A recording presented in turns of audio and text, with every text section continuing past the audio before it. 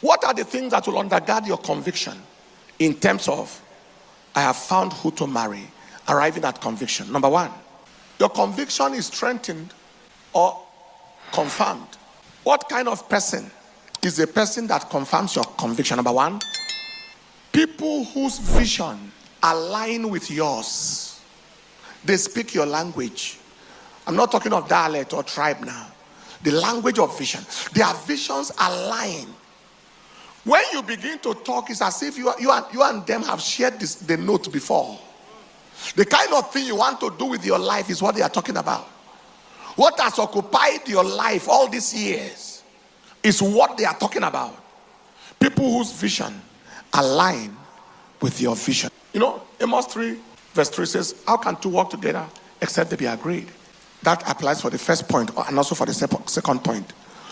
You see, so when now your vision is to serve God on a full-time basis and the girl's vision is to marry a politician.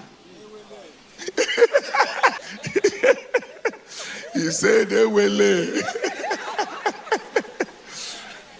And you want to convince her that no, it is pastor you want to be. No.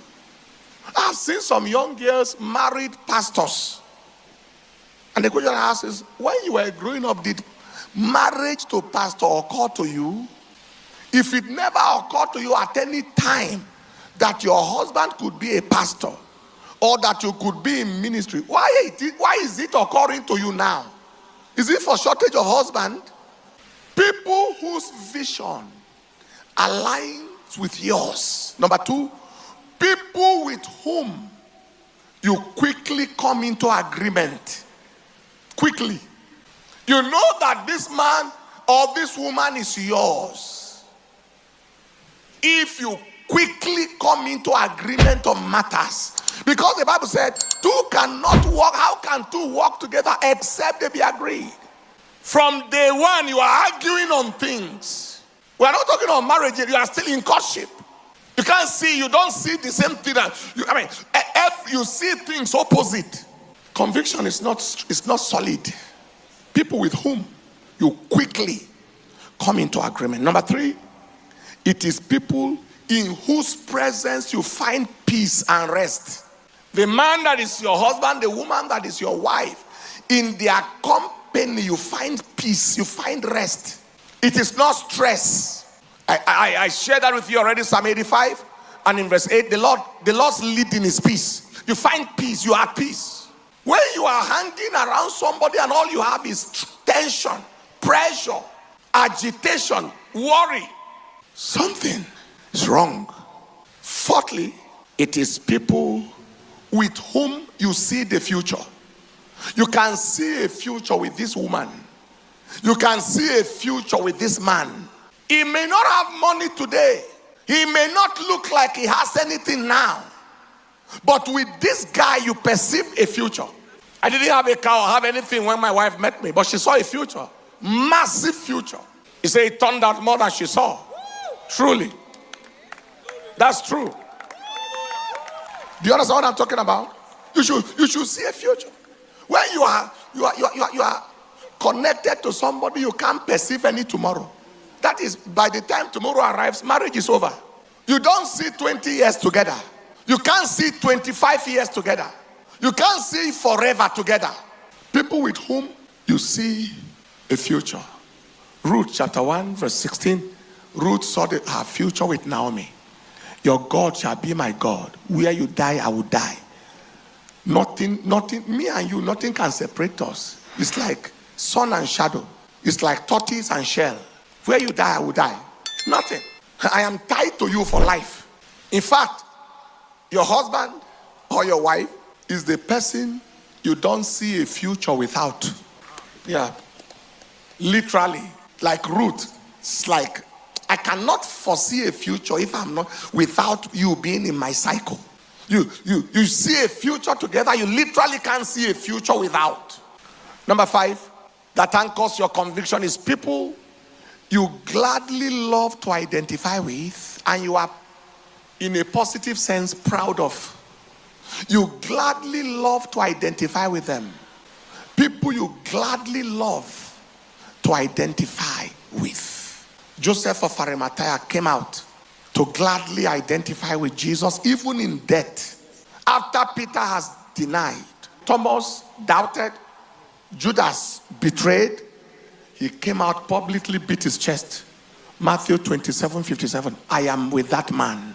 I've seen a lot of women marry men they are not proud of. Men they are ashamed to identify with. Huh? One woman told a story. Very, very, very, very funny story. The story is not funny. Sorry, I'm using the wrong word. Very, very bad story.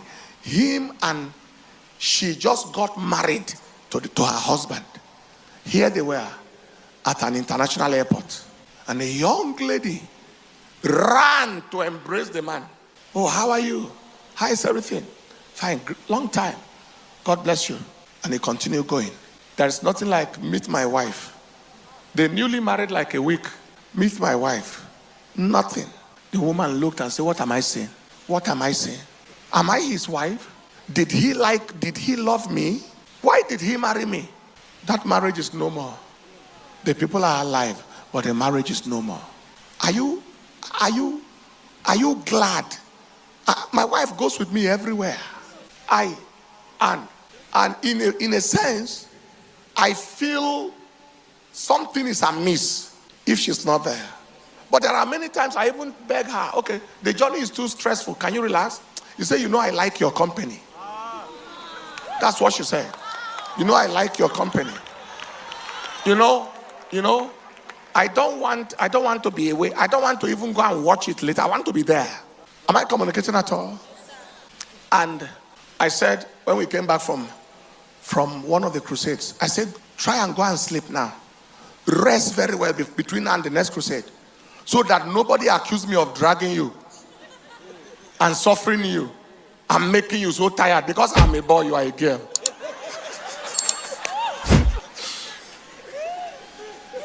She said, okay, supposing I say I will not go with you. I said, no, it's not possible. You are going.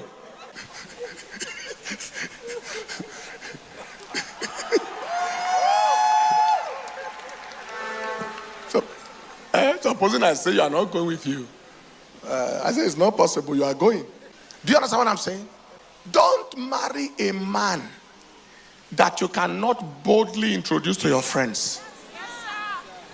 You are too ashamed in case they look down on him and look down on you. Why then do you marry him? Don't marry a woman that you cannot pull for. Don't do like those villagers used to do in the village. The man is walking in the front. The woman is far at the back. Wakego, are you coming?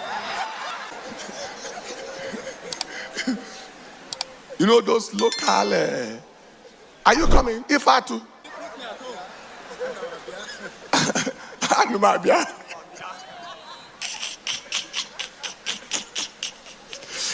He's laughing. Don't do like those villagers. People you gladly love to identify with, and you are proud of in a positive sense. Number 6, that will help your conviction is people or the person that you are physically attracted to. Physically. You both love and like their person. That is on a physical note. Because you may enter the relationship by the leading of the Lord and by spiritual leading, but relationship is maintained by physicality. Oh yeah, physicalness. Men have eyes, and the purpose of the eyes is to see. Women have ears, and the ears hear. That is, you like their person. That's I like you. You love them, you also like them. Love can be highly spiritual, but like is highly physical. I am happy to be with you.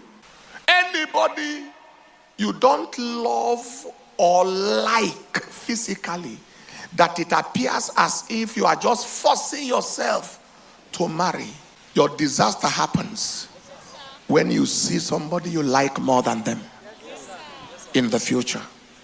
That's what happens in polygamy. That's what happens in divorce. That's what happens in separation. The man leaves the house and is spending time outside, and children and children and wife can't see the father. Vice versa.